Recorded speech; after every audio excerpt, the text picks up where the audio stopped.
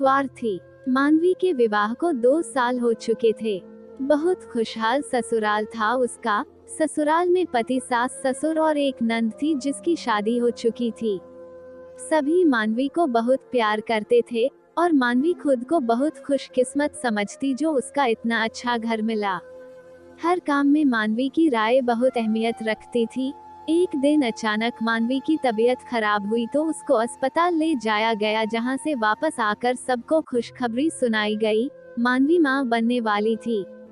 घर में हर कोई नाच रहा था। इतने सालों बाद घर में खुशी जो आने वाली थी। उसकी ननंद कोमल को जब ये खुशखबरी दी गई तो भागी भागी चली आई। एक ही शहर में ससुराल का होने का सबसे बड़ा लाभ यही होता है। आते ही कोमल ने मानवी को गले लगा लिया और ढेर सारा प्यार भरा आशीर्वाद देते हुए बोली, भाभी दिल खुश कर दिया आपने। बहुत समय बाद कोई नन्हा मुन्हा आएगा घर में। सब मानवी की बलैया ले रहे थे। इसके बाद सब मानवी का बहुत ध्यान रखते थे। उसके खाने पीने का, आराम का, मेडिसिन का, एक्सरसाइज का। मेवे फल सब खिलते जाते। साथ ही आधी रात को भी मन करता कुछ खाने पीने का, कहीं घूमने का। पति राकेश सब पूरा करता था, क्योंकि राकेश के मम्मी पापा ने उसको बोल रखा था कि ऐसे समय मूड स्विंग होता है, व्यवहार बदलता रहता है, इसीलिए नाराज कभी मत होना। अगर मानवी गुस्सा भी करे तो इग्नोर कर देना। हमेशा ऐसे रहना जिससे मानवी अपने दिल की बात तुमसे कह पाने में कभी भी संकोच ना करे। पूरे 9 महीने बाद मानवी ने जुड़वा बच्चों को जन्म दिया। कोमल रोज सा घर आती और अपनी ममता मानवी के दोनों बच्चों पर उड़ेलती, उनकी मालिश करती, नहलाती, यहाँ तक के दोनों बच्चों के नाम भी उसने ही रखे, पलक और वीर। इतनी ममतामयी होने के बाद भी ममता देने के लिए कोमल के पास कोई नहीं था। शादी के 10 साल बाद वो मां नहीं बन पाई थी। ख्याल रखती तो भाई के दोनों बच्चों का खास, लेकिन उसकी गोद सूनी थी। सब बच्चे थोड़े बड़े हुए तो कोमल ने आना थोड़ा कम कर दिया, क्योंकि उसके घर के 10 काम होते थे। मानवी दोनों बच्चों को संभालती थी। सब साथ देते थे, पर कभी नींद पूरी नहीं होती थी तो कभी दिन का आराम भी गायब रहता। दो बच्चों संभालना बहुत मुश्किल था। उसकी दिन पर दिन बढ़ती परेशानी और चिड़चिड़ापन देखते हुए उसकी सास हिमाजी उसके पास आई और बोली, बेटा, मैं कुछ कहने आई हूँ तुझसे, ठंडे दिमाग से सुनना। पलक और वीर दोनों को हो पूरी देखभाल की जरूरत है, अगर तू चाहे तो। माँ, आप क्या कहना चाहती है? साफ साफ कहिए, मैं सुन रही हूँ। और हाँ, आपकी ये बात बिल्कुल सही है कि दोनों ही बच्चों को पूरी देखभाल की जरूरत है, और आप सभी के साथ मिलकर मैं पूरी कोशिश भी करती हूँ, पर दोनों को एक साथ देखना मुश्किल है। बेटा, तू चाहे तो एक बच्चा कोमल को दे दे, तेरा काम भी आसान हो जाएगा और बच्चों की परवरिश भी अच्छे से हो जाएगी।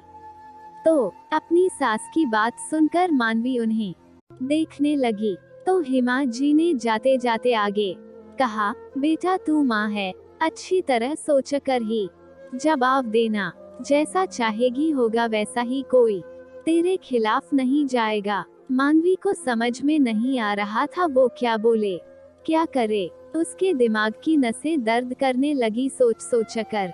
रात को जब राकेश आया तो मानवी को परेशान देखकर बोला, क्या बात है मानवी, क्या आज भी नींद नहीं ले पाई दिन में? मानवी ने सोचा, राकेश से बात करके देखती हूँ, शायद कोई रास्ता मिल जाए। मानवी ने कहा, राकेश आज माँ आई थी और सारी बात बताते हुए कहा, तुम बताओ मैं क्या करूँ? राकेश ने कुछ पल मानवी को देखा, फिर कहा, मानवी, गलत तो कुछ भी नहीं है इसमें। फिर कोमल ने हमेशा मेरा साथ दिया और तुम्हारा भी ख्याल रखा। माँ की कमी ही पूरी नहीं हो पाई उसकी, पर क्योंकि तुम माँ हो, आखिरी निर्णय तुम्हारा ही होगा, जैसा मन करे वैसा ही करना। किसी भी तरह का प्रेशर मत लेना।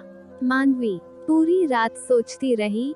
फिर सुबह उसने कोमल को फोन मिलाया, दी, आप आ सकती हो क्या? कोमल घबरा गई मानवी के फोन से।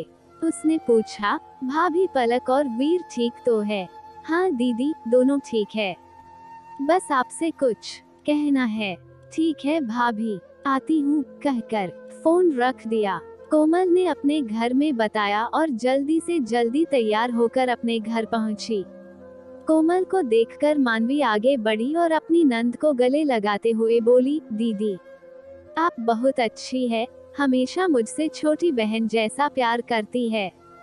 क्या मेरे वीर को आप अपनी गोद ले सकती है? कोमल हकबकाकर बोली, मतलब दीदी, ईश्वर ने मुझे जुड़वा बच्चे शायद इसीलिए ही दिए हैं जिससे आपकी भी गोद भर जाए। क्या आप मेरे वीर की यशोदा मैया बनेंगी? भाभी, आप ऐसा कैसे कह रही हैं? आप सच कह रही है, कांपते स्वर में कोमल बोली। उसको अपने कानों पर भरोसा नहीं हो रहा था। फिर अचानक से मानवी को गले लगाकर रो पड़ी। भाभी, कलेजे का टुकड़ा बनाकर रखूंगी, कभी माँ की कमी महसूस नहीं होने दूंगी। बहुत बहुत धन्यवाद आपका। कोमल खुशी खुशी वीर को लेकर चली गई। कोमल हफ्ते में 3-4 बार वीर को अपने मायके लेकर आती थी। 4 साल बीत गए। एक रात पलक की तबीयत बहुत खराब हुई। बहुत इलाज करवाया पर 3 दिन बाद ही मानवी की गोद उजड़ गई। कोमल रोज आती पर अब वीर को साथ नहीं लाती।